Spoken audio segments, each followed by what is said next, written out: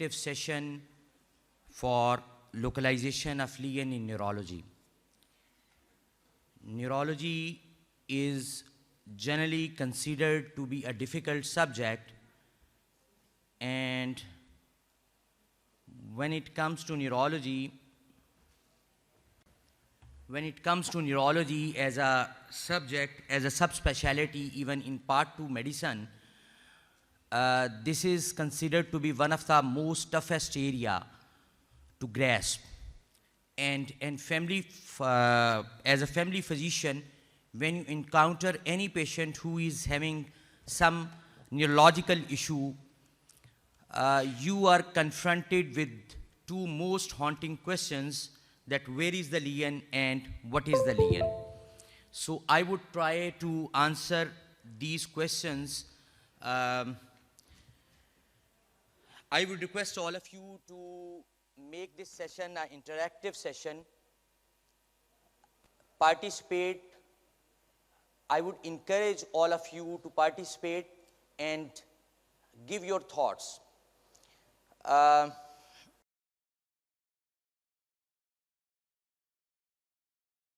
Myself and my teacher, who is sitting, Professor Ehsan Oman. Department of Neurology, Services Institute of Medical Sciences.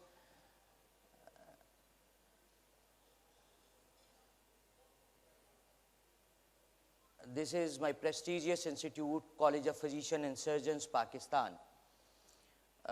This I got a best research paper award in 2013 in the field of neurology and psychiatry.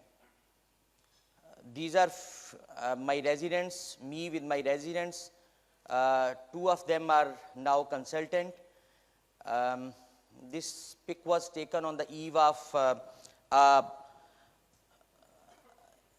National Neurology Update Conference, where all of them presented a paper. And two of them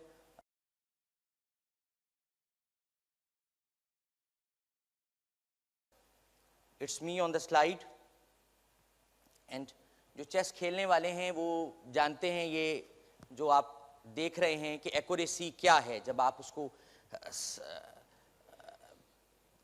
फेंकते हैं तो कैसे फेंकते हैं. How can you localize this lien? So at the end of this activity, you will be able to localize the lien within the nervous system with extreme of confidence. And inshallah, I would try my level best कि आपके जितने लोग यहाँ बैठे हैं उनके अंदर एक मिनी न्यूरोलॉजिस्ट को इनकलकेट किया जाए. These are the fears about neurology. मैंने आपको अर्ज किया ना कि जब आप एज अ फैमिली फिजिशियन देखते हैं कोई न्यूरोलॉजिकल लियन वाला केस तो दो मोस्ट हॉन्टेड क्वेश्चन आपके ये होते हैं कि where is the lien and what is the lien. And most of the times even a very seasoned and very competent medical specialist is unable to answer these questions. It is considered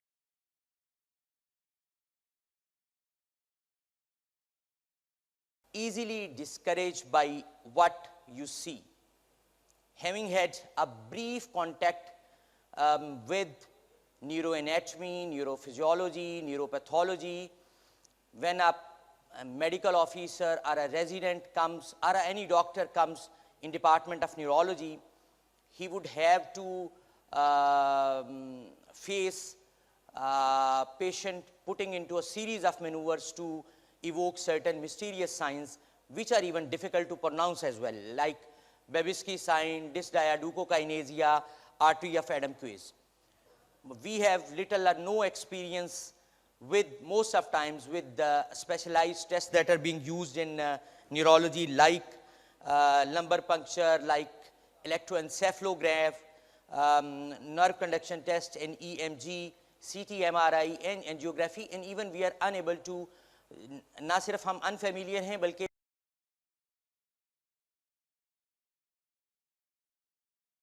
neurology के facts ये हैं. It's one of most interesting and dynamic specialty where 2 plus 2 is 4 and you can pinpoint the level of lien exactly. So this is something that what is the best, let's make it interactive one. What is the best tool in establishing the diagnosis? Audience. Yes, sir. History and examination. Very good. Any person else? Patient science. Very good. हम जो doctors lack करते हैं, जो बहुत ज़्यादा lack करते हैं, वो एक चीज़ के अंदर लैक करते हैं, हमारी ऑब्जर्वेशन टेक्निक्स बहुत ज़्यादा मठी होती हैं. हम the patient, when patient enters in your clinic, the way he is walking into the clinic and he is sitting, and before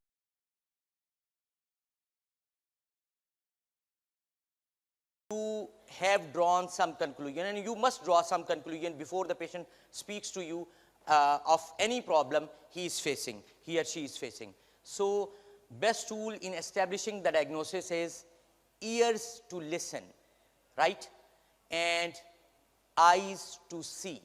So ये आँख और ये कान, they are very important.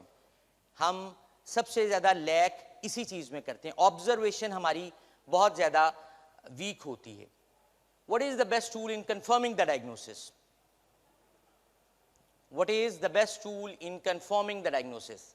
Ji sir, उसको छुट्टी ना मिली जिसने सबक किया. आपने पहले सवाल का जवाब दिया, अब मैं आपकी तरफ ही रहूंगा. जी, examination. Very good. Hands to examine. CT MRI, अभी तो पेशेंट को आपने इंस्पेक्ट किया है.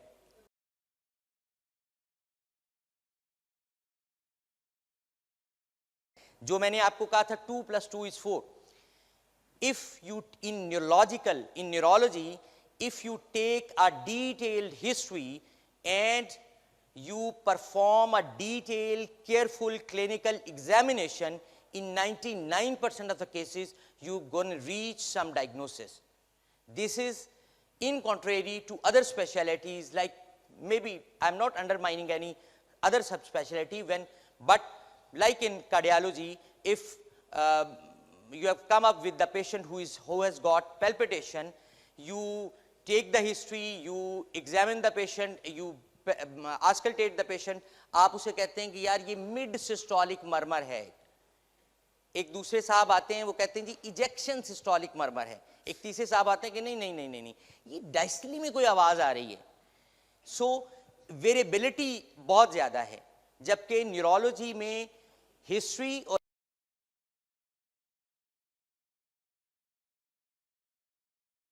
% of the cases you are gonna reach some diagnosis without aid of investigations. What is the best tool in treating the patient? Tongue to reassure and counsel. This is very important. हमारे बहुत सारे problems जो हमारे hospitals में होते हैं, वो हमारी अपनी जुबान की वजह से होते हैं. मैं ये नहीं कह रहा कि 100% कसूर यहाँ है, लेकिन एक मीठा बोल. कितने ही डॉक्टर्स हैं, मैंने अपने उस्ताद मोहतरम को देखा और एक चीज़ सीखी. जब मैं उनके पास ट्रेनिंग कर रहा था तो एक साहब तशरीफ़ लाए, उन्होंने एहसन साहब ने उनको देखा और देखने के बाद जो है वो जब वो जाने लगा तो कमरे से बाहर निकला और देन केम बैक और उसने कहा कि मैं बहुत सारे डॉक्टर्स के पास गया हूँ, लेकिन डॉक्टर साहब the way you treated me,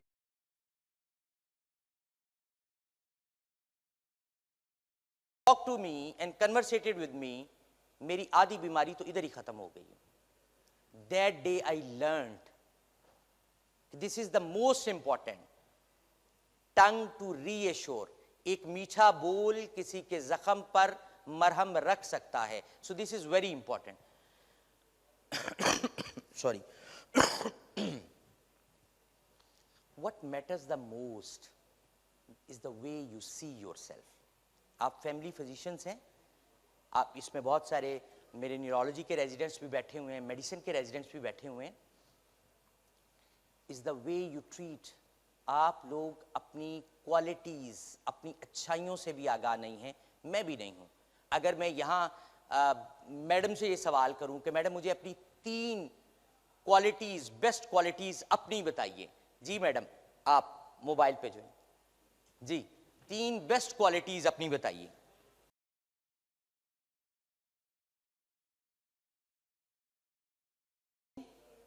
Yes, very good. Truthful. Sorry, you don't betray. Okay, fine. And weaknesses? अच्छा देखिए, अब मैं अगर ये थोड़ा सा सेशन लंबा हो जाएगा, लेकिन अगर मैं आपको पूछना शुरू करूं तो शायद हम सारे ही ऑल ऑफ एकदम से अपनी अच्छाइयां भी नहीं बयान कर सकेंगे। हम खुद अपनी स्ट्रेंथ का नहीं, याद रखिए स्ट्रेंथ और वीकनेसेस किसी मंजिल पे पहुंचने के लिए बड़ी जरूरी होती हैं। ये मुराकबा जो है ना, बैठकर ये देखना क्या मुझे आता है, क्या मुझे नहीं आता, कहाँ कौन से मेरे वीक एरियाज हैं, ये बड़ी इंपॉर्टेंट है। ये वो निगलेक्टेड एरिया है जो हर बंदे की पर्सनैलिटी के अंदर है, जिसको ग्रूम करने की जरूरत है। So change your lens and change your world. इधर आपको बिल्ली नजर आ रही थी, लेकिन बिल्ली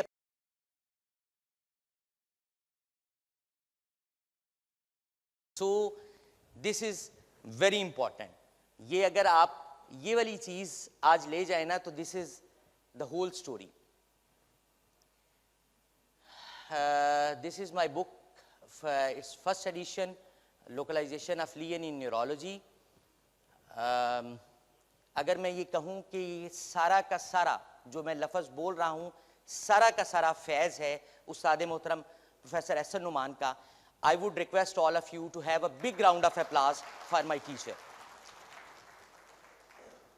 And this is the second edition of my book, Localization of Lian in Neurology. Now we come on to the main topic. Neurology, अब मैं कोशिश करूंगा कि यहीं थोड़ा सा हम थोड़ी देर के लिए इसी स्लाइड पे रहें और हम जो है वो एक मैराथन एक्सरसाइज करें। इसमें मुझे आपकी 15 से 20 मिनट के लिए एक्सट्रीम ऑफ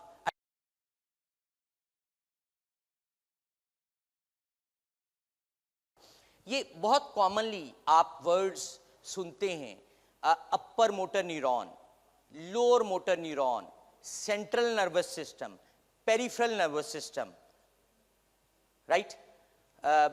ये जी अपर मोटर न्यूरॉन साइन आ रही, ये माइलोपैथी है, ये मायोपैथी है। So what is myelopathy? Spinal cord, diseases of spinal cord. Okay fine. What is upper motor neuron? Central brain. Anyone else? This is correct answer, partially correct. Anything above the anterior horn cell.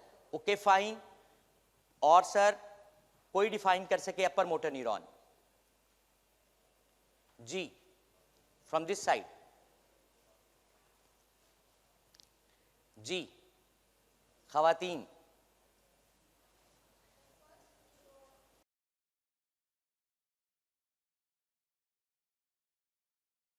Fine, spit it out. जो आपके जहन में है इसको spit it out, because आज हम corrections करके जाएंगे। आज के 1.5 घंटे के सेशन के बाद हमने जब जाना है तो हमारे 90% कॉन्सेप्ट्स क्लियर हो जाने चाहिए।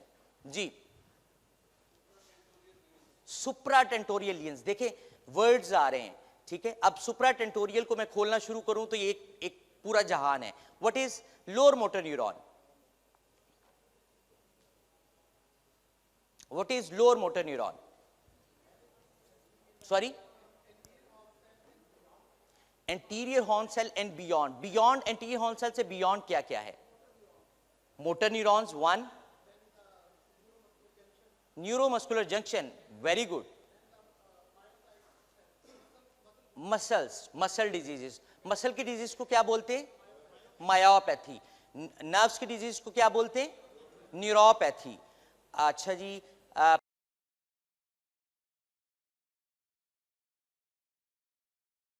रूट की डिजीज को क्या बोलते हैं? Rootopathy, radiculopathy, very good. Anterior horn cell disorder को क्या बोलते हैं? एंटीरियर हॉर्न सेल के प्रॉब्लम्स को क्या बोलते हैं? Sorry, motor neuron disease, very good.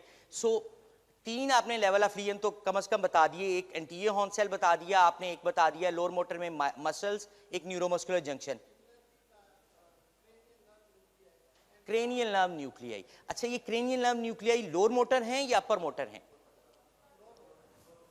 Okay okay, broadly मैं बहुत आसान करके अब काम शुरू करूंगा, बहुत बेसिक से चलूंगा और मैं चाहूंगा कि हम जो है इसको, और अप्लाइड एनाटॉमी, जैसे मैंने आपका कहा कि वी हैव अ ब्रीफ, अब 40 प्लस हैं मोस्ट ऑफ द पीपल जो यहाँ बैठे हुए हैं, 40 प्लस हैं, खवातीन से माजरत के साथ वो 16 से ऊपर नहीं जाती।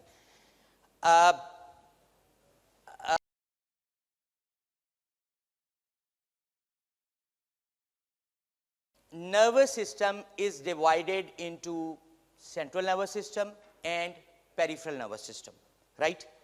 Central nervous system includes brain and spinal cord, brain and spinal cord. थोड़ी देर के लिए इसको जितनी इंफॉर्मेशन है इसको यहीं लॉक कर लें। Central nervous system include brain and spinal cord. Spinal cord कहां से कहां तक होता है? मेडल्ला ऑब्लिगेटा से कहां तक होता है? Lower border of L1, lower border of L1। और आज के बाद अब स्पाइनल कॉर्ड का पूछा जाए कि कहां से कहां तक होता है, फ्रॉम ब्रेन, फ्रॉम मेडल्ला ऑब्लिगेटा टू, आवाज नहीं आ रही, लोअर बॉर्डर ऑफ L1, थोड़ा सा ऊंचा, कहां से कहां तक है? Lower border of L1। Okay fine, इसमें दो हैं, सर्वाइकल और डॉर्सल। थोड़ी देर के लिए इसको यहीं लॉक कर दीजिए।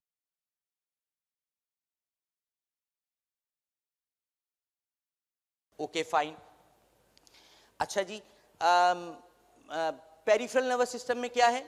चलें इससे पहले हम थोड़ा सा अप्लाइड एनाटॉमी कर लेते हैं। आपने बड़ा कॉमनली पढ़ा होगा, आप रिपोर्ट्स पढ़ते होंगे तो लिखा होता है मोटर स्ट्रिप इन्वॉल्व हो गई है, एमआरआई की report, motor strip, motor cortex, there is an infarct lying in the motor cortex, और वर्ड लिखा होगा internal capsule, corona radiator. What is this internal capsule and corona radiator?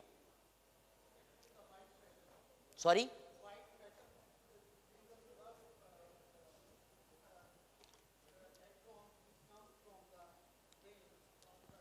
Very good,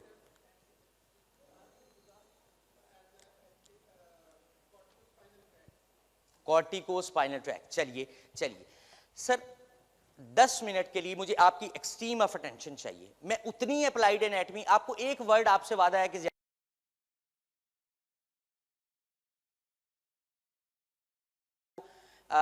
उसके लिए चाहिए, आपके क्लिनिकल विजडम के लिए, acumen के लिए चाहिए, उतनी फिजियोलॉजी कराऊंगा। मोटर कॉर्टेक्स क्या है? Motor cortex lies anterior to the central sulcus and adjacent part of the precentral gyrus.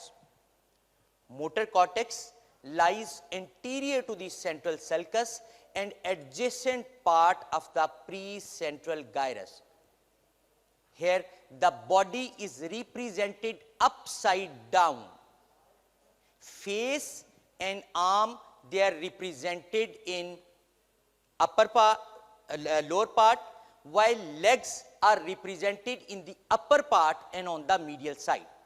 So motor cortex lies anterior to the central sulcus and adjacent part of the precentral gyrus. Here the body is represented upside down. इसको homunculus बोलते हैं। आपको अब याद आएगा वो first year में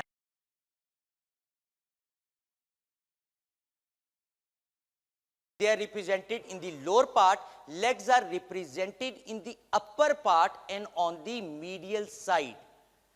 The parts of body which are frequently used, parts of body which are frequently used and carry out skilled movement carry the largest area of cortical representation. हम हमारी सबसे ज्यादा क्या चलते हैं? दो ही चीजें तो पाकिस्तानियों की, वैसे दुनिया की भी यही चलती हैं, लेकिन चलती हैं, एक जुबान, दूसरा हाथ। इसी का फसाद है सारा, ठीक है। The parts of body which are frequently used and carry out skilled movement carry the largest area of cortical representation. So maybe a big infarct here, a big lesion here may result in just mere weakness of thumb, or just a foot drop, or just a wrist drop.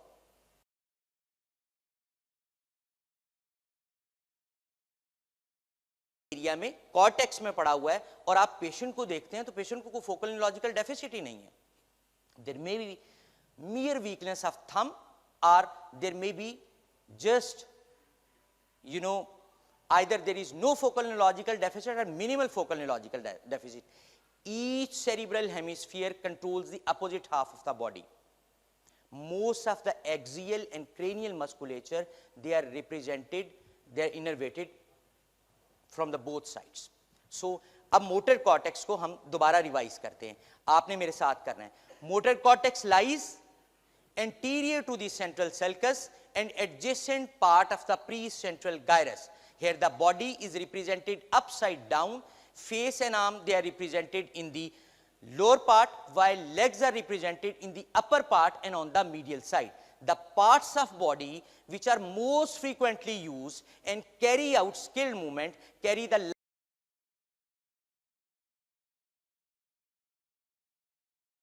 half of the body. इतना सा आपने motor cortex के बारे में जान लिया. सो पहली चीज हम यहां बड़ा बड़ा लिखते हैं, मोटर कॉर्टेक्स. और इसके बारे में एक चीज आपने अभी लर्न कर ली कि मोटर कॉर्टेक्स में चूंकि सारे फाइबर्स वाइडली डिस्ट्रीब्यूटेड हैं और हमने एक वर्ड की नोट इसके साथ लिख लिया, the parts of body which are frequently used and carry out skill movement carry the largest area of cortical representation. तो हमने कहा either there is no focal neurological deficit or minimal focal neurological deficit, no deficit or minimum deficit. मैं थोड़ी सी इसकी clinical implication भी साथ साथ ही करवा रहा हूं. Number 1 motor cortex. अब क्या हुआ, ये फॉर एग्जांपल ये कॉर्टेक्स है, इसमें यहां भी फाइबर पड़े हैं, यहां भी पड़े हैं, यहां भी पड़े हैं, यहां भी पड़े हैं.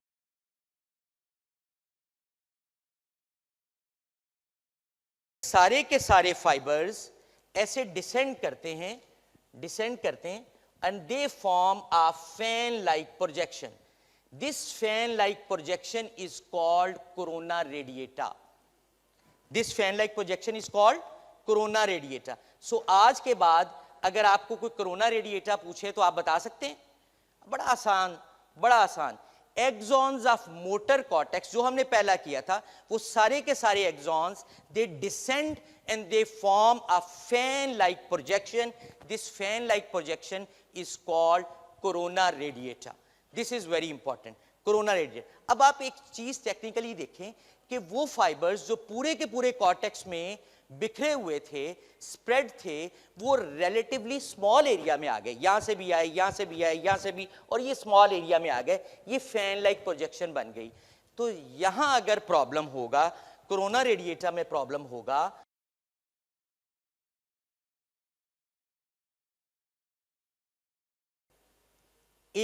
अच्छा हेमीप्लेसिस यहां डिफाइन करें.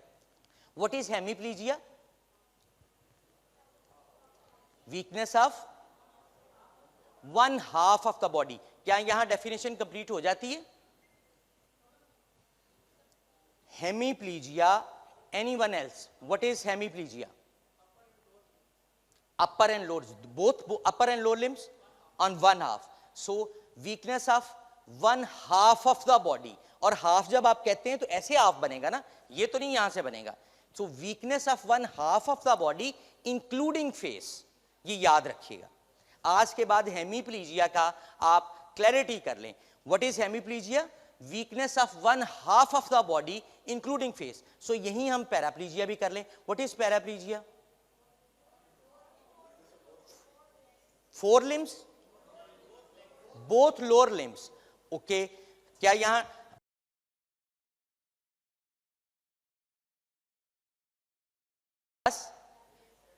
विद स्पेयर्ड किसने बोला सर? जी, स्पेयर क्या जी?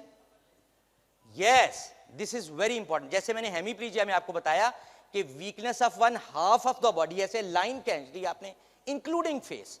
What is paraplegia? Weakness of both lower limbs with completely normal upper limbs. Weakness of both lower limbs with completely normal upper limb. This is very important. ये clarity आज कर लें. जब भी आपने आज के बाद वर्ड पैराप्लीजिया बोलना है तो उसमें आपने बोलने से पहले ये डॉक्यूमेंट करना है कि अपर लिम्स बिल्कुल नॉर्मल है. Okay, what is quadriplegia? Weakness of all 4 limbs. So यहां जब हो रहा है कोरोना रेडिएटा में प्रॉब्लम हो रहा है, तो कोरोना रेडिएटा में हेमी मोटर कॉर्टेक्स में there is no focal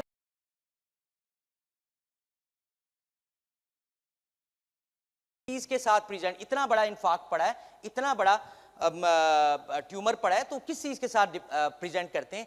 these present with the behavioral symptom. So face of motor cortex is behavioral symptoms, behavior के problems. अगर frontal lobe है तो कैसा होगा? Patient will be undue depressed, patient would be apathic, patient would be withdrawn, socially withdrawn, patient will be having micturition, loss of micturition reflex. So ये है frontal lobe. अच्छा, अगर temporal lobe हो तो क्या होगा? स्पीच इश्यूज 1, ओके, और patient frontal का क्या है? अनड्यू डिप्रेस्ड है, टेम्पोरल का क्या है? अनड्यू एग्रेसिव है। So all of a sudden अगर एक पेशेंट अपने प्रीवियस बिहेवियर से हट के एकदम बिहेव करना, बहुत अच्छा आदमी है, एकदम ऑल ऑफ अ सडन रोना शुरू कर दिया है, बिहेवियर में एक्यूट,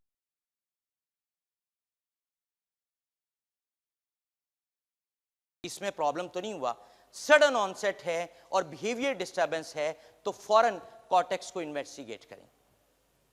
ठीक है? सो टेम्पोरल वाला कैसा है? अनड्यू एग्रेसिव है, एकदम बस्ट, छोटी बात पे बस्ट कर दिया, बर्दाश्त कर ले तो बड़ी बात बर्दाश्त कर ले, लेकिन भड़क जाए तो छोटी पे भड़क जाए। और क्या होता है? एपिगेस्टिक राइजिंग सेंसेशन, यहां से पेशेंट आके लिटरली कहते हैं कि यहां से गुबार चढ़ता है, जो सर को चढ़ता है, फिर बदहवासी या बेचैनी वाली कैफियत होती, किताबें लिखती हैं फनी फीलिंग होती है, फनी फीलिंग है। ठीक, और पेशेंट, ये टेम्पोरल लोब का ताल्लुक किसके साथ है? यादाश्त के साथ है। सो यादाश्त के इशू, ये सारी की सारी, कहीं बातों में मैंने आपको ये कहा कि ये हेमीप्लीजिया है, हेमीप्रेसिस है, नहीं बोला ना। सो मोटर कॉर्टेक्स याद रखिए, बिहेवियरल डिस्टर्बेंसेस, बस इधर इसको लॉक कर लें। अब हमने कहा axons of motor cortex descend downward and they form a fan like projection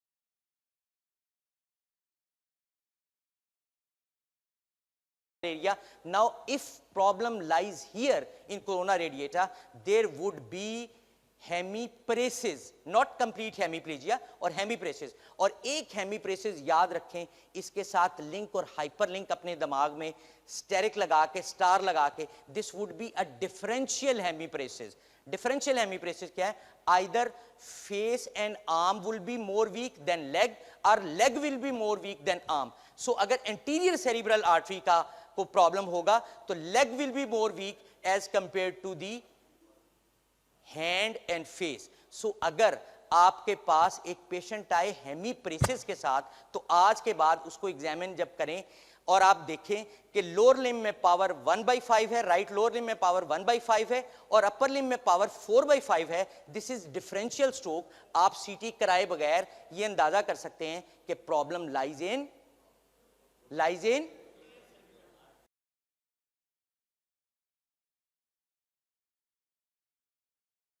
अब कोरोना रेडिएटा के लिए आपने स्टार लगा के क्या वर्ड बड़ा बड़ा लिख लिया? Differential stroke, differential hemiparesis. अगर डिफरेंशियल हेमीप्रेसिस क्या है? If there is difference of power gradient between the upper and lower limbs, ये हो गया। So axons of motor cortex descend downward and they form a fan like projection, this is called corona radiata. Now the fibres pass through the anterior 2/3 of posterior limb of internal capsule, यहां से internal capsule से पास करते हैं। इसके दो limb होते हैं, ये एंटीरियर लिम्ब है, ये पोस्टीरियर लिम्ब है, और ये जीनू है। पोस्टीरियर लिम्ब से सिर्फ पास करेगा, और पोस्टीरियर लिम्ब के भी, ये एंटीरियर लिम्ब है, ये पोस्टीरियर लिम्ब है, पोस्टीरियर लिम्ब के भी एंटीरियर 2/3 से पास करेगा। आप ये देखें, ये सारे फाइबर्स यहां इतने कंडेंस होके फैन लाइक प्रोजेक्शन की तरह आए, फिर जब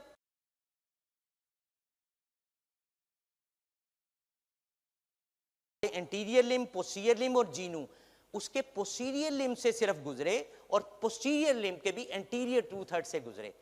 सो अगर यहां एक छोटा सा लेक्यूनर सा इन्फार्क्ट भी होगा तो क्या होगा पेशेंट को? Dense hemiplegia, dense hemiplegia. अब ये डेंस हेमीप्लीजिया क्या है? जिसमें अपर और लोअर लिम्ब में 0/5 पावर है। ये एक साइड की मैं बात कर रहा हूं, हेमीप्लीजिया की बात कर रहा हूं, दोनों साइड की बात नहीं कर रहा, hemiplegia. So patient present to you in emergency department, और आप जब एग्जामिन करते हो तो राइट अपर लिम्ब में पावर 0/5, लोअर लिम्ब में पावर 0/5। तो आप जस्ट इसी चीज से अंदाजा कर सकते हैं कि लियन कहां है। ऊंची, मुझे आवाज नहीं आई, कहां जी? फिर दोबारा बोलिएगा। Internal capsule, anterior 2/3 of posterior limb of internal capsule.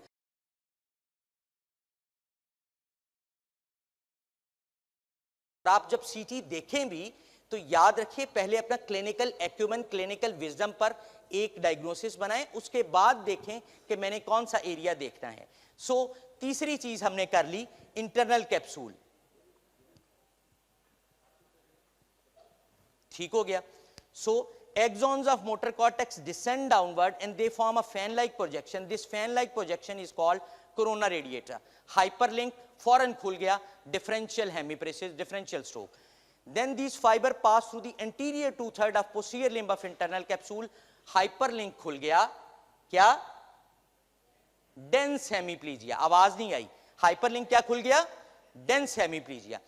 Now the fibers pass through the cerebral peduncle in the midbrain. और अगर याद कर सकें, थोड़ी सी चीज मुश्किल, middle 3/5 of cerebral peduncle in the midbrain.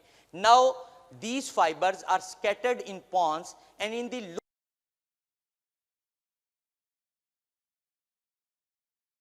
they form a protuberance on its ventral aspect. This is called pyramid. Then these descend in the lateral part of the spinal cord. अच्छा, हम कहां से शुरू हुए थे? कहां से शुरू हुए थे? कॉर्टेक्स से। कहां पहुंच गए हैं? स्पाइनल कॉर्ड में। और स्पाइनल कॉर्ड के कौन से पार्ट में पहुंच गए? Lateral part of the spinal cord. तो ये कौन सा ट्रैक बन गया जो वहां से शुरू हुआ? Lateral corticospinal tract. अब देखें, आज के बाद आपसे मैं अगर आपको आते ही पूछता मुझे लेटरल कॉर्टिकोस्पाइनल ट्रैक का पाथवे बता दें, तो आप बता पाते? अब हमने लर्न कर लिया कि ये लेटरल कॉर्टिकोस्पाइनल ट्रैक है क्या। इसका दूसरा नाम pyramidal tract. Some of the fibres they don't descend in the lateral part of the spinal cord, they cross in anterior commissure at various level. These are called anterior corticospinal tract. So हमने दो track,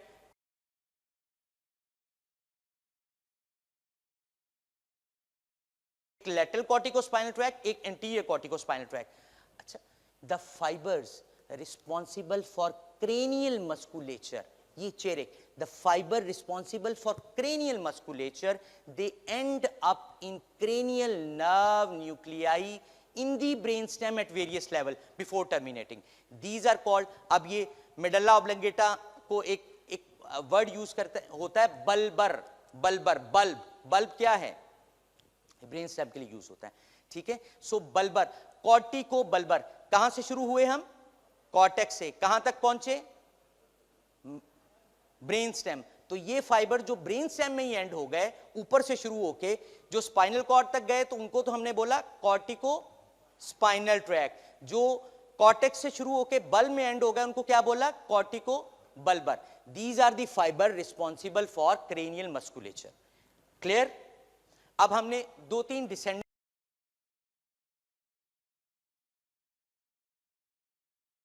track और एक किया cortico bulbar.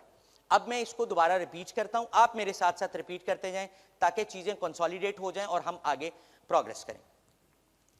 जो अच्छा cranial nerve nuclei, याद रखिए ये इटसेल्फ आपको बताएंगे कि कहां लेवल, कहां लियन है, ठीक है। पहली दो cranial nerves extension of brain है। थर्ड एंड फोर्थ के न्यूक्लियाई कहां पड़े हुए हैं? मिड ब्रेन में। Fifth, sixth, seventh and eighth के कहां पड़े हुए हैं? पॉन्स में। Ninth, tenth, 11th and 12th के कहां पड़े हुए हैं? सॉरी, मिडल्ला ऑब्लिंगेटा में। So 3, 4 mid brain, 5th, 6th, 7th, 8th pons and 9th, 10th, 11th, 12th जो है वो इसमें मिडल्ला ऑब्लिंगेटा में, ठीक है। अब मैं इसको रिपीट कर रहा हूं ताकि फिर हम आगे प्रोग्रेस करें। ये हमने pyramid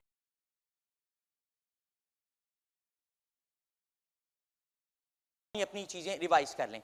The motor cortex lies anterior to the central sulcus and adjacent part of the precentral gyrus. Here the body is represented upside down. Face and arm they are represented in the upper lower part, and legs are represented in the upper part and on the medial side. The parts of body which are frequently used carry out skilled movements, carry the largest area of cortical representation, like tongue, like thumb, right? Each cerebral hemisphere controls the opposite half of the body. Axons of motor cortex descend downward and they form a fan-like projection. This is called corona radiata. Yahan differential stroke. These fibers pass through the anterior two-thirds of posterior limb of the internal capsule. These then pass through the cerebral peduncle in the midbrain. They are scattered in pons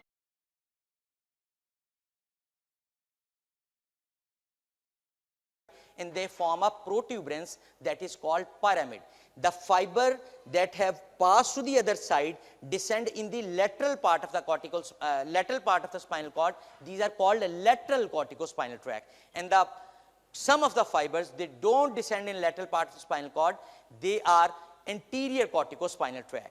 The fibers responsible for cranial musculature end up in cranial nerve nuclei in the brainstem at various level before terminating. Right. अब एक word, ये तो हमने एक main chunk आपका कर लिया. अब मुझे ये बताइए, what is extra pyramidal system? कोई लास्ट लाइंस, खवातीन, वो पीछे बैठी हुई खवातीन 5 जो एक दूसरे की तरफ देख रही हैं. मैडम, मैडम, अस्सलाम वालेकुम, हाउ आर यू? जी बताइए, what is extra?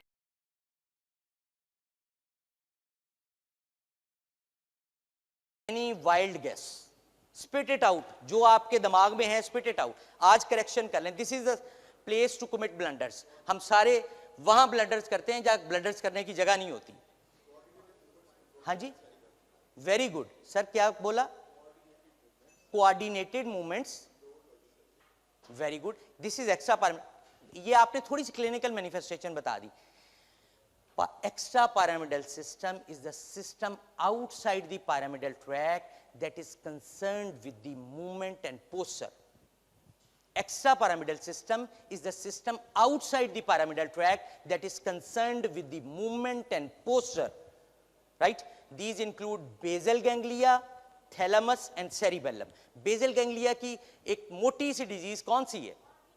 Parkinsonism. Very good. Parkinson disease. Parkinson disease वाला मरीज कैसा होता है? Rigid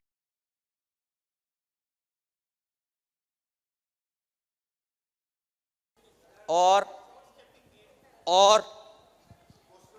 asymmetric resting tremors of the hand. पहली चीज asymmetric resting tremor of the hand. दूसरा, अब स्टार्ट कर रहे हैं,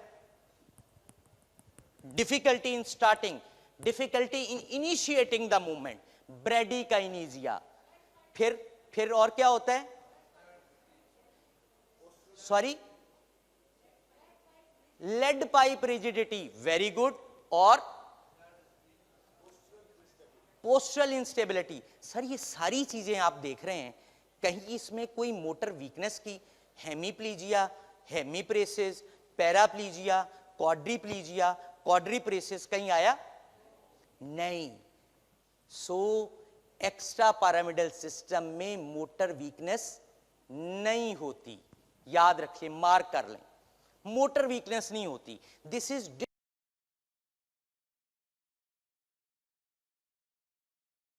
movement and posture. So problem कहां है? डिसऑर्डर मूवमेंट है, एक ट्रेमर आ गया. दूसरा, flex at hip, flex at knee, flexed here and like this. अब slow to start, initially hesitant gait और फिर progressively faster gait. This is initially hesitant gait, फिर festinant gait, progressive. और ये क्यों है? ये भी एक छोटी सी चीज ऐसे ही बता देता हूं। अब जब मैं ऐसे हूं, मैं ऐसे खड़ा हूं, मेरा सेंटर ऑफ ग्रेविटी कहां है? मेरी टांगों के दरमियान। और अब जब मैं ऐसे खड़ा हूं या ऐसे हो गया हूं, तो मेरा सेंटर ऑफ ग्रेविटी कहां है? आगे फॉल कर रहा है। तो मैं अपने सेंटर ऑफ ग्रेविटी को कैच करने के लिए, गिरने से बचने के लिए, सेंटर ऑफ ग्रेविटी को कैच करने के लिए प्रोग्रेसिवली फास्टर हो जाऊंगा। So initially hesitant gait, then festinant gait, right. आपने देवदास, आप में से किस किसने देखी है? कुछ लोगों ने तो पुरानी देवदास देखी होगी, जो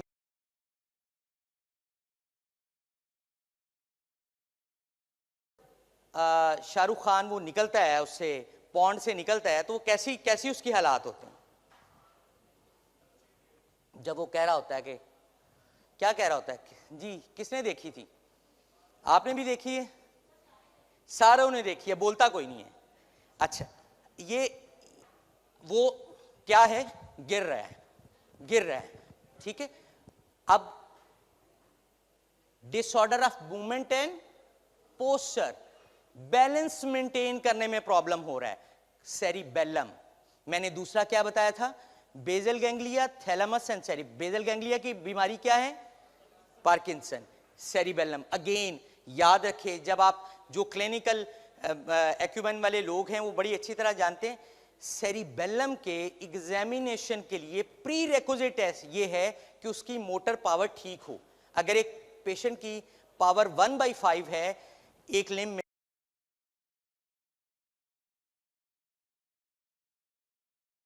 मिडल सिस्टम जिसका ये पार्ट है, उसमें पोस्चर में प्रॉब्लम होता है, मूवमेंट में प्रॉब्लम होता है, लेकिन मोटर वीकनेस नहीं होती। वेरी गुड, ठीक हो गया। अब हमने एक पॉइंट कर लिया, मोटर कॉर्टेक्स, फिर corona radiata, internal capsule, mid brain, pons और मेडल्ला, और स्पाइनल कॉर्ड भी हम अभी कर, एक्स्ट्रा पैरामिडल सिस्टम भी हमने कर लिया। आज के बाद अगर आपसे कोई पूछे what is extra pyramidal system, तो एक्स्ट्रा पैरामिडल सिस्टम क्या है? The system outside the pyramidal tract that is concerned with the movement and posture. System outside the pyramidal tract that is concerned with the movement and posture. Is it clear to everyone? आवाज नहीं आई। System outside the pyramidal tract that is concerned with the movement and posture, right?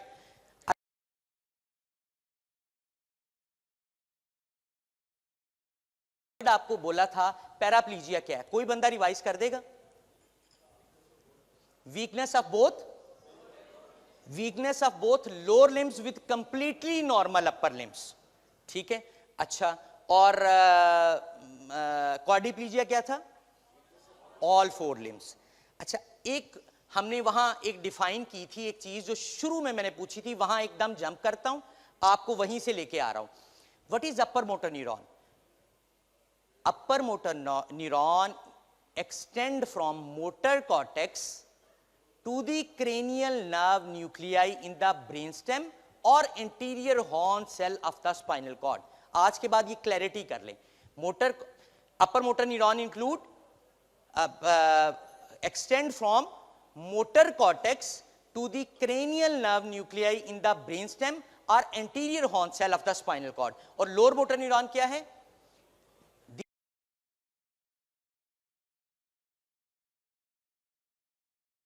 motor end plate of the muscles to the motor end plate of the muscle। जी जल्दी जल्दी, ठीक। आप 15 minute late शुरू हुए, मैं इंशाल्लाह टाइम में इंशाल्लाह करेंगे, बिल्कुल फिक्र ना करें सर। अच्छा जी, सो पैराप्लीजिया आप याद रखिए, अपर मोटर न्यूरॉन के साइन क्या होते हैं? स्पेसिसिटी। अच्छा जी, स्पेसिसिटी किस तरह की होती? Tone will be increase, reflexes will be brisk, power will be reduced and plantar will be अपगोइंग।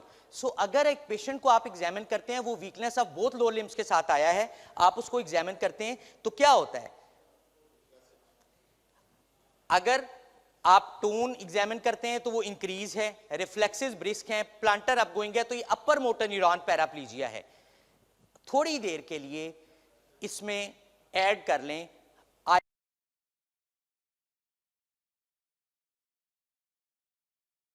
Brain. अगर ये माइलोपैथी होगी तो तीन चीजें, सीक्वेंस ऑफ इवेंट्स तीन चीजों का होगा, बस आपने वो चीजें याद रखनी है। Backache, weakness of both lower limbs and sphincteric involvement. अगर पैराप्लीजिया है, अगर पैराप्लीजिया है और अपर मोटर न्यूरॉन पैराप्लीजिया है और अपर लिम्स बिल्कुल नॉर्मल हैं, lesion is in the dorsal spinal cord और ब्रेन। स्पाइनल कॉर्ड में कहां है? Dorsal spinal cord. अगर इसी तरह lower motor upper motor neuron paraplegia है, लेकिन जब आप अपर लिम्स एग्जामिन करते हैं उसकी हैंड की ग्रिप वीक है, फौरन उसके रिफ्लेक्सेस चेक करें। अगर अपर लिम्ब के रिफ्लेक्सेस डिमिनिश्ड हैं, लियन तो याद रखें, जैसे ही आपने अपर लिम्स वीक हुए, लियन यहां डॉर्सल कॉर्ड में नहीं, ये उठ के आ गई सर्वाइकल कॉर्ड में, डॉर्सल कॉर्ड में नहीं सर्वाइकल कॉर्ड में आ गई। फौरन आप रिफ्लेक्सेस देखें, अगर अपर लिम्ब के रिफ्लेक्सेस डिमिनिश हैं,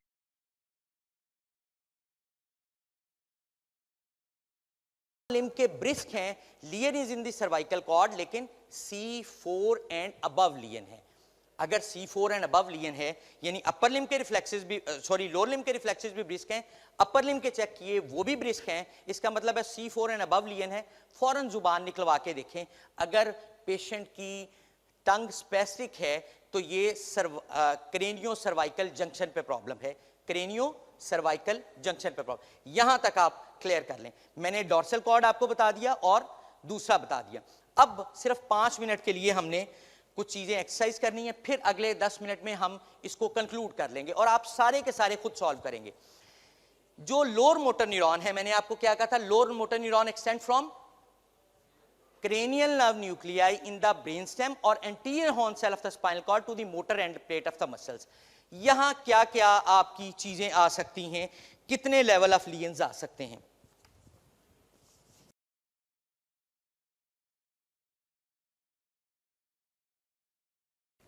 नंबर 1, यहां से अगर शुरू करें, ये क्या है? मसल्स हैं, मसल।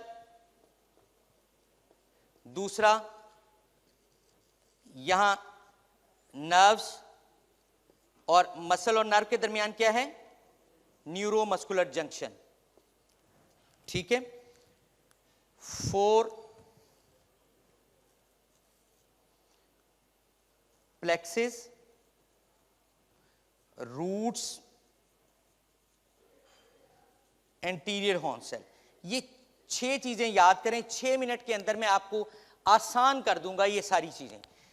क्या क्या है जी? मेरे साथ बोलिएगा। Muscle, neuromuscular junction, nerves, plexus, roots, anterior horn cell. फिर दोबारा, muscles, neuromuscular junction, nerves, plexus, roots, anterior horn cell.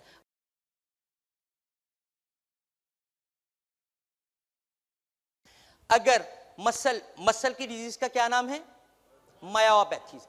याद रखें, मायोपैथीज और ऑलमोस्ट एक सेंटेंस 2 सेंटेंस में हर उसके लिए लेवल ऑफ लियन के लिए बताऊंगा, उसको आपने याद रख लेना है। ये पूरे face of that level of लियन है। मायोपैथीज और almost always proximal, myopathies are almost always proximal.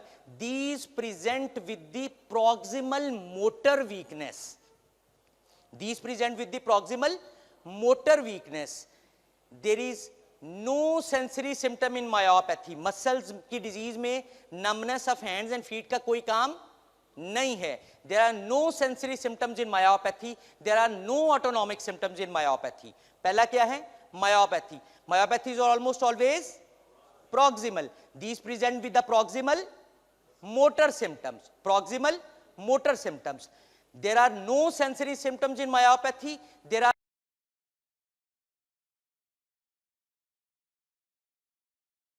can be painless. Painful है तो acquired myopathy है, पेनलेस है तो हेरेडिटरी मायोपैथी। यहां आप काम खत्म कर दें। और जब प्रॉक्सिमल का वर्ड आपको आता है, मैं जल्दी से आपको एक्सप्लेन कर दूं।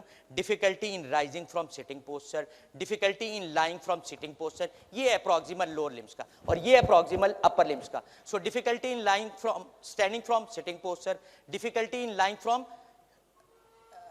स्टैंडिंग फ्रॉम लाइंग पोजिशन, और अपर लिम्ब में क्या है? Difficulty in raising hands above head, shirt को उतारने में प्रॉब्लम, शर्ट को पहनने में प्रॉब्लम।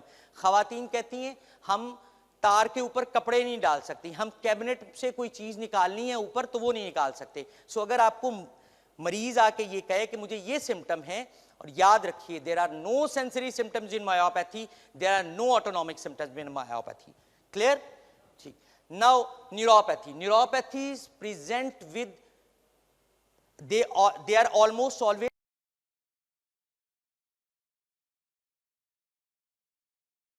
and feet.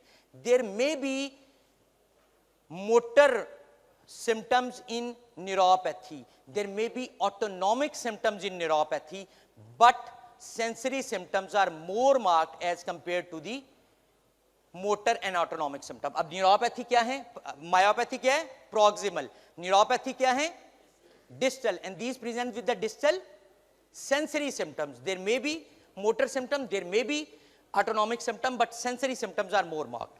ये हो गया clear.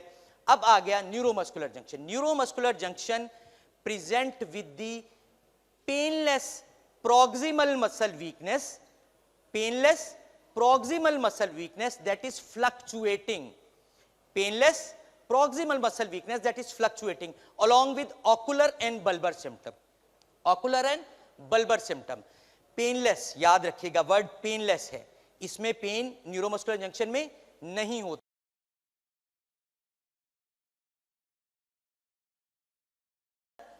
माइस्थेनिया ग्रेविस और प्री सिनेप्टिक क्या है, Lambert Eaton myasthenic syndrome. Right, painless proximal, सुबह उठते हैं बिल्कुल ठीक होते हैं, थोड़ी देर के बाद वीकनेस डेवलप होनी शुरू हो जाती है, और इसमें ऑकुलर एंड बल्बर सिम्टम आते हैं। ऑकुलर सिम्टम अमूमी तौर पर एसिमेट्रिकल होते हैं, जैसे drooping of eyelid, one eyelid, upper eyelid number 1, number 2 diplopia, double vision. और बल्बर सिम्टम क्या है, trouble swallowing, trouble speaking and trouble chewing. ये तीन आप याद रखिए, बोलने में मुश्किल, च्यू करने में मुश्किल, स्वालो करने में मुश्किल, बल्बर सिम्टम याद रखिए। Plexopathy, plexopathy, plexopathy present with the unilateral weakness in one limb, and most of times ये इतनी पेनफुल होती है कि मरीज आपको हाथ ही नहीं लगाने देता। यूनिलैटरल वीकनेस इन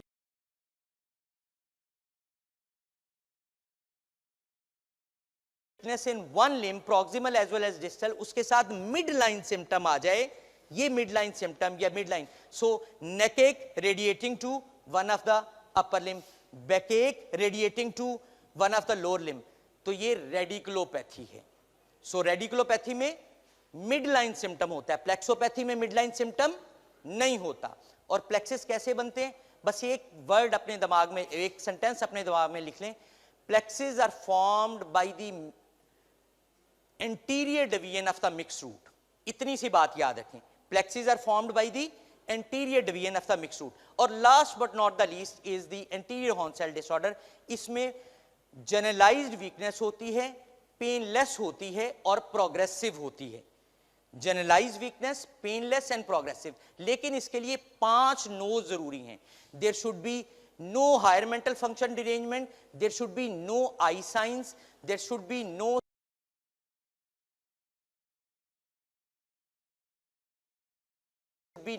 सेंसरी डिस्टर्बेंसेस। ये 5 नोज इसमें बड़े इंपॉर्टेंट हैं। अब हम चलते हैं, इसको देखते हैं और क्विकली देखते हैं। इंशाल्लाह हम अपने वादे के मुताबिक 10 मिनट के अंदर अंदर इसको कर लेंगे।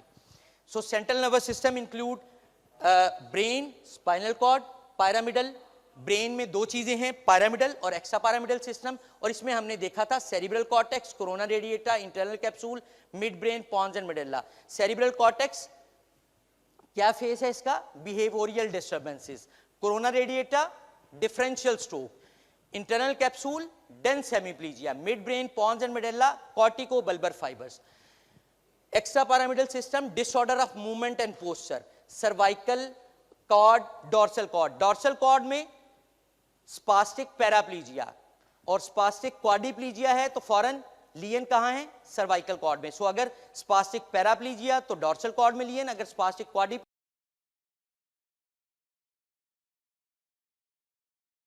Nerve, plexus, roots and anterior horn cell. ये देखिए, ये अब आपके सबके हालात ऐसे हो गए हैं लेकिन इंशाल्लाह अब आप is it a neurological disorder और नॉट, ये बड़ा इंपॉर्टेंट है टू आंसर करना। और फिर अगला सवाल वही बात कि लोअर मोटर न्यूरॉन है या अपर मोटर न्यूरॉन है, वेस्कुलर है या नॉन वेस्कुलर है। मैं थोड़ी देर के लिए इसको क्विट करता हूं। याद रखिए, कोई भी न्यूरोलॉजिकल सिम्टम आपके पास आए तो उसे 4 चीजों में डायसेक्ट लाजमी करें: onset, progression, functional status, relapse and remission. Onset, progression, functional status, relapse and remission. अगर इतना सडन ऑनसेट है कि विद इन सेकेंड्स हुआ है तो ये एम्बॉलिक फिनोमेना है, अगर मिनट्स में हुआ है तो ये थ्रोम्बोटिक फिनोमेना है, और अगर आवर्स में हुआ है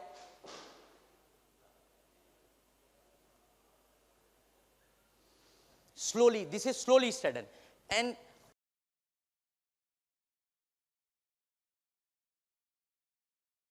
progression maximum at onset with rapid recovery. Embolic वाला आता ऐसे है, खाना खा रहा है, 4 लुकमे लिए, अभी 5वां लुकमा लिया नहीं और हाथ से गिर गया, ऐसे किया और गिर गया, उठने की कोशिश की, गिर गया, 0/5 पावर, लेकिन ये 24 घंटे के अंदर इंप्रूव कर जाते हैं। Embolic phenomena. Maximum at onset with static phase. याद रखिए, वो धो रही हैं, कपड़े धो रही हैं, सडन स्वीर, सर में दर्द हुई, गिर गई, वॉमिटिंग हुई, झटका, बेहोश हो गई, गिर गई, झटके लगने शुरू हो गए, और आप जब इमरजेंसी में लैंड किया आपने देखा तो हेमीप्लीजिया है, लेकिन ये स्टैटिक रहता है, ये आगे बढ़ता नहीं, haemorrhagic phenomena. Minimum at onset with slow progression but not more than 72 hour, thrombotic phenomena. ये हम इसको अब इसको देख लें, डोर्सल कॉर्ड में अपर मोटर न्यूरॉन, पैराप्लीजिया, ये कुछ जी। अब ये क्विकली हम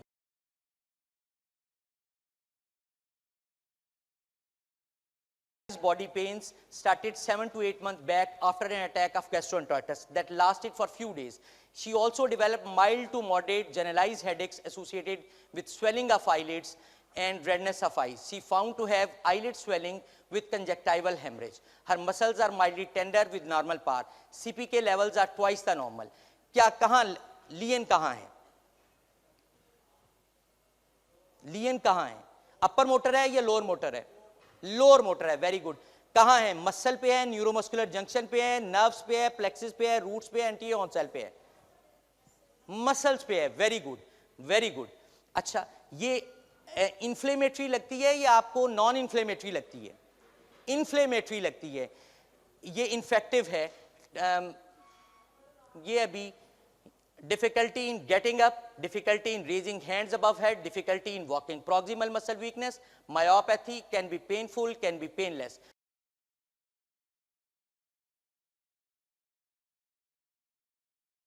ये याद रखिए।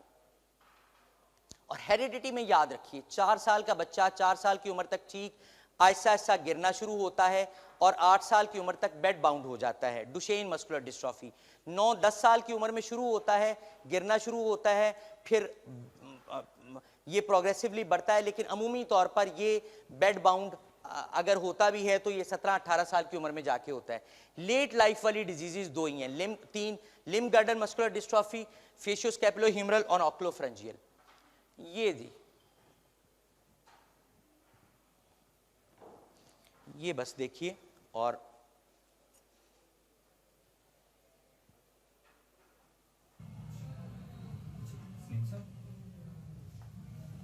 आप कुर्सी से उठ के दिखाएं। शाबाश, शाबाश, शाबाश। कोशिश करें जी, गिरने नहीं दूंगा मैं आपको। शाबाश जी, क्या हो रहा है जी?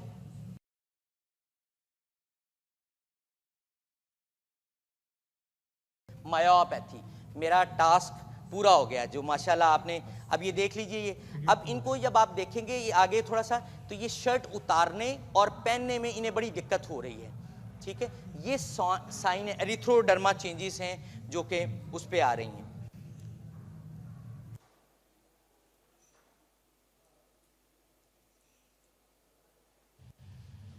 ये क्या है जी? हिप साइड टू साइड स्वे कर रही है, ये चल रहा है। ये क्या है जी? बूढ़ी अम्माएं, आपने मदर्स हमारी जो हैं जब वो बूढ़ी हो जाती हैं, ऑस्टियोआर्थराइटिस और वो सारा मामला, तो वो hip side to side proximal muscle weakness, इसको वेडलिंग गेट बोलते हैं, ठीक है।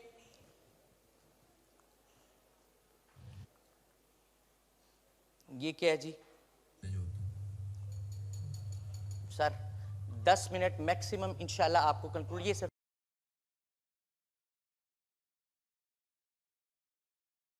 था जी। मुट्ठी जोर से क्लेंच की, जोर से क्लेंच की और खोलने के लिए अब खोली नहीं जा रही, मायोटोनिया। वेरी गुड, कहां से जवाब आया? Very good, excellent. ये जी गॉटन पेप्यूल्स, ये डर्मेटोमायोसाइटस के feature, heliotropic rash, shawl sign, erythroderma changes on the face, these are the erythroderma changes on the, and these are the capillary loop dilatation in nail folds, periingual nail fold abnormalities, mechanic like hands and psoriasiform changes. ये देखिए,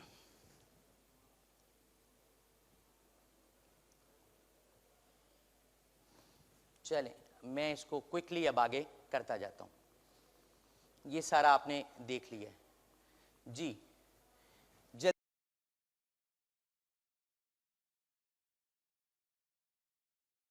minute में हम conclude कर लेंगे जी। A 19-year girl is seeking advice for painless swallowing difficulty for liquid that worsens in the evening. So bulbar symptom और क्या है?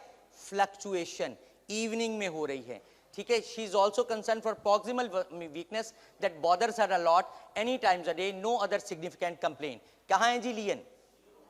Very good, excellent, very good, very good. So painless proximal muscle weakness with eye symptoms and throat symptoms, ठीक है। Fluctuation post synaptic and pre synaptic।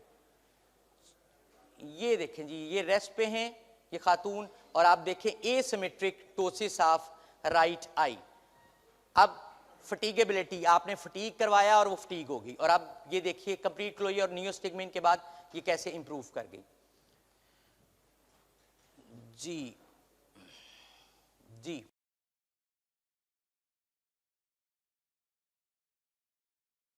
47-year-old male is concerning for persistent cold sensation in the feet, lasted for 8 months. He also described the burning in soles about a year back that was replaced by numbness. He is used to go to toilet many times at night. Feet are cold with good distal pulses. Deep tendon reflexes are brisk. जल्दी से बोलें। Neuropathy, very good. So distal symptoms, motor, sensory और autonomic, देखें तीनों लिखे हुए हैं, but sensory symptoms are more marked as compared to the motor and autonomic symptoms. जी ये क्या है जी? High stepping gait, neuropathy, distal motor weakness, high stepping gait, ठीक है। ये फिर देखिए,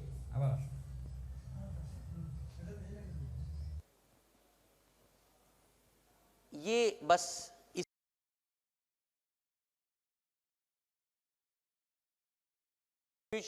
most of the neuropathies are distal and they have axonal degeneration ji.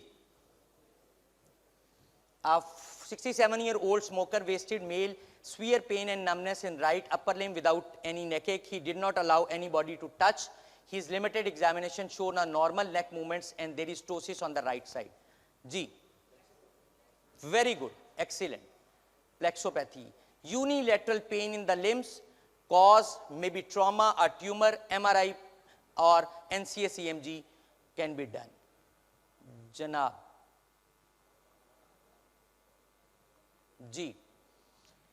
A 47-year-old lady is seeking advice for neck pain that sometimes radiate to both upper limb. Neck pain, midline symptom. He also noticed the slight weakness in both upper limb. Examination showed restricted neck movement with diminished reflexes in upper limbs and slightly exaggerated response.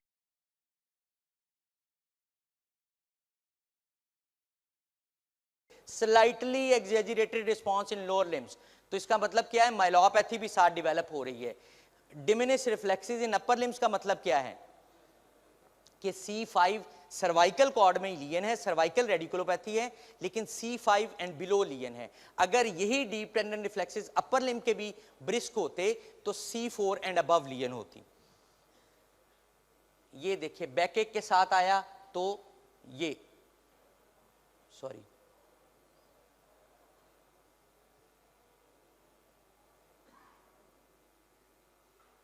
Ji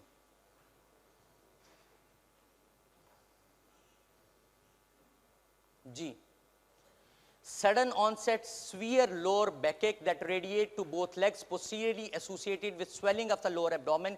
He could not bear weight on the feet. He also had mild lower backache off and on for the last few years. Examination showed lower motor neuron paralysis with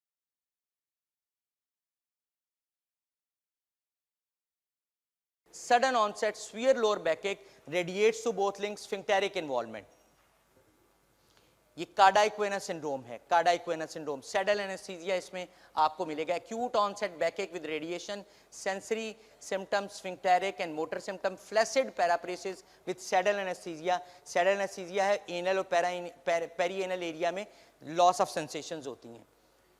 ये cauda वेनस syndrome जिसमें multiple roots involve हैं। Exactly same scenario लेकिन plantar upgoing, exactly same scenario लेकिन plantar upgoing. तो ये conus मेडुलैरिस syndrome, upgoing plant conus medullaris. जी आगे चलें जी। A 57-year-old male admitted with evaluation of painless generalized weakness, proximal as well as distal. Also have swallowing difficulty, generalized wasting है, areflexia है, CPK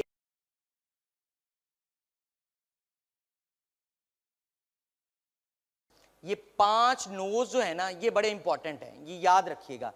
अगर एक patient को सेंसरी सिम्टम्स हैं, उसके सेरिबेलर साइन आ रहे हैं, आई साइन आ रहे हैं और वो अल्टर स्टेट ऑफ कॉन्शियसनेस में, मोटर न्यूरॉन डिजीज नहीं हो सकती। जी जी। A 40-year-old banker presented in ED with mild discomfort in the mid-dorsal region followed by inability to move lower limbs and could not pass urine for last 16 hours. Vitals are stable, head, neck and upper limbs are normal. Lower limb examination, upper motor neuron features with sensory level at T8. Sensory level pathognomonic feature है myelopathy का spinal cord. So कहां lesion है बस ये बता दीजिए, फिर आगे चलते हैं। अपर लिम्स बिल्कुल नॉर्मल हैं,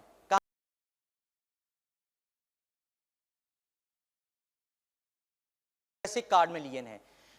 और कहां से कहां तक है? C4 तो सर्वाइकल है ना सर। डॉर्सल कॉर्ड में लियन T2 टू T12, स्पास्टिक क्वाड्रिप्लेसिस। आगे जी। A 40-year-old banker presented in ED with complaint of mild discomfort, cervical region followed by inability to move all limbs and could not pass urine. There is no swallowing difficulty, upper motor neuron feature in all limbs with sensory level at T8 without any significant tenderness. कहाँ लिए ने जी? कौन से? cervical cord में, dorsal cord में? Sorry, ऊंची cervical cord में। Very good. चलें जी। अब थैंक यू वेरी मच। ये जरा देख लीजिए,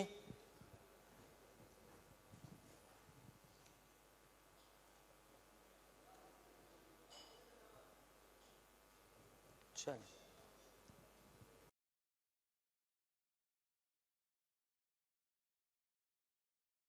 लीजिए है तो इंटरनल कैप्सूल एंड लास्ट हो गया सर। चलिए थैंक यू वेरी मच। ये हेमीप्लीजिया है, हेमीप्लीजिक गेट ये ऐसे, ये सर्कमडक्शन के साथ, ठीक है। Thank you very much. ये पूरे एक न्यूरोलॉजी का शॉर्ट कोर्स था जो